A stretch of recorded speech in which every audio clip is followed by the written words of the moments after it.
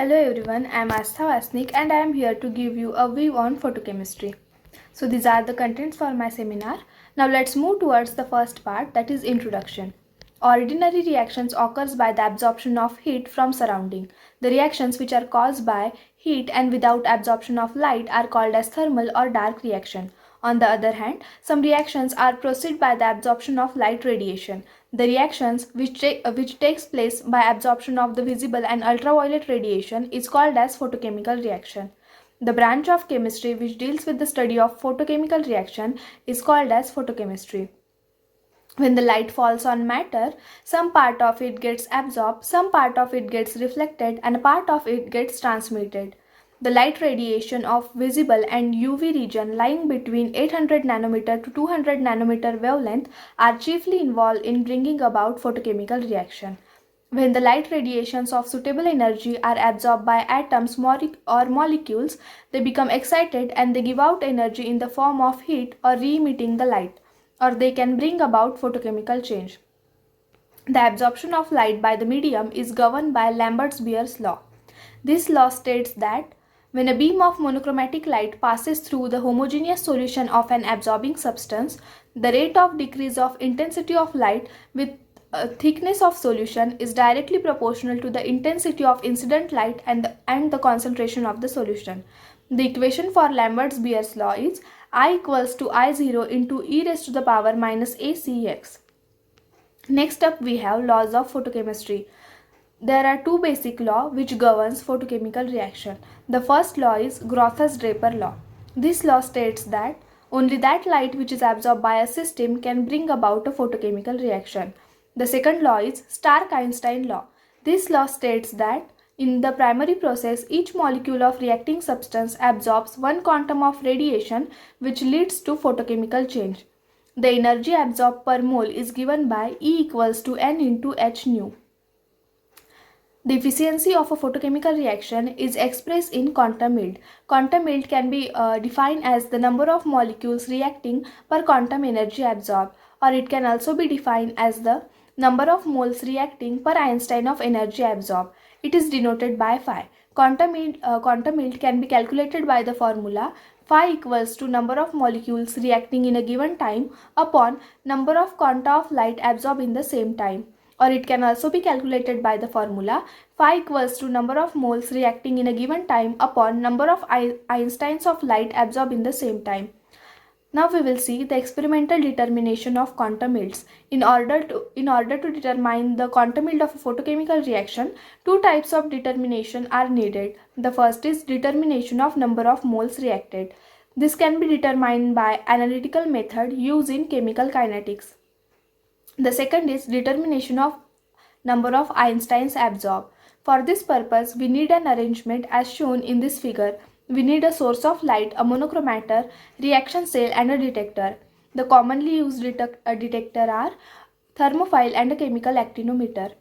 It is evident that the law of photochemical equivalence is strictly valid for very few reactions having quantum yield 1. On the basis of quantum yield, photochemical reactions are divided into two types: low quantum yield reaction and high quantum yield reaction. In order to explain the variation in quantum yields, Bondestein pointed out that photochemical reaction involve two distinct processes: primary process and secondary process. In the primary process, each reactant molecule absorbs one quantum of radiation and becomes excited. The excited molecule may get dissociated to form atoms or free radicals. In the secondary process, the activated molecule takes part from the primary process. Due to this process, the atoms, molecules or radicals can undergo chain reaction or deactivation of activated species takes place. Hence, different number of molecules undergo reaction than the number of quanta absorbed. As a result, the quantum yield of the reaction as whole is differ from unity. The next point for discussion is photosensitized reaction. In many photochemical reactions, reactant molecules do not absorb light radiation which are required for photochemical reaction. Therefore, a third substance is added to absorb the light radiation. A species which absorb and transfer radiant energy for activation of reactant molecule is called as photosensitizer, and the process is called as photosensitized reaction. Commonly used photosensitizers are mercury, cadmium, benzophenone, etc.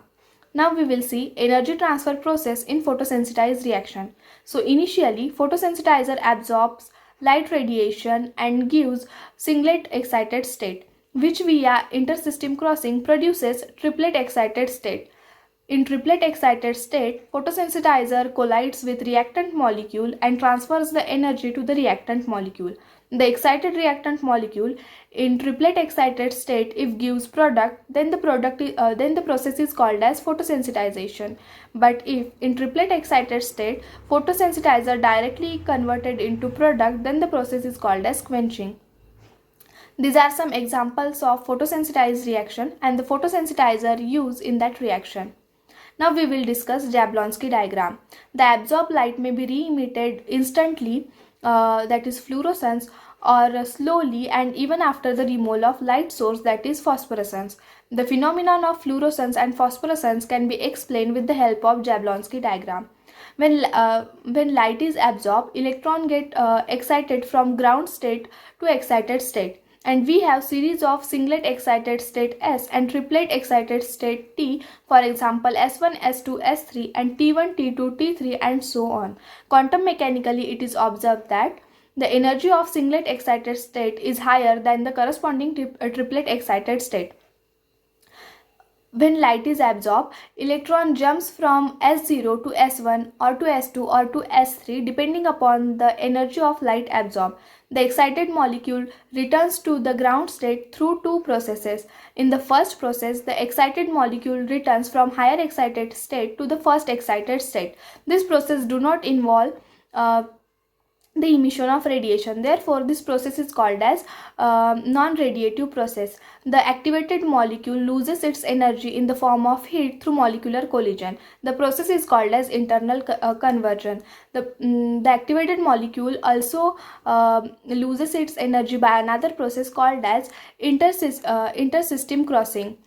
This process involves the transition between state of different spins, for example from S2 to T2 or from S1 to T1.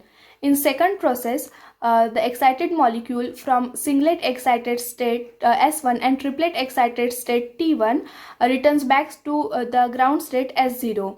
This process involves emission of radiation. Therefore, this process is called as radiative process. The transition from singlet excited state S1 to ground state S0 is fast and called as fluorescence, and the transition from a triplet excited state T1 to the ground state S0 is slow and called as phosphorescence. And that brings us to the end of my presentation. These are my references. Thank you so much.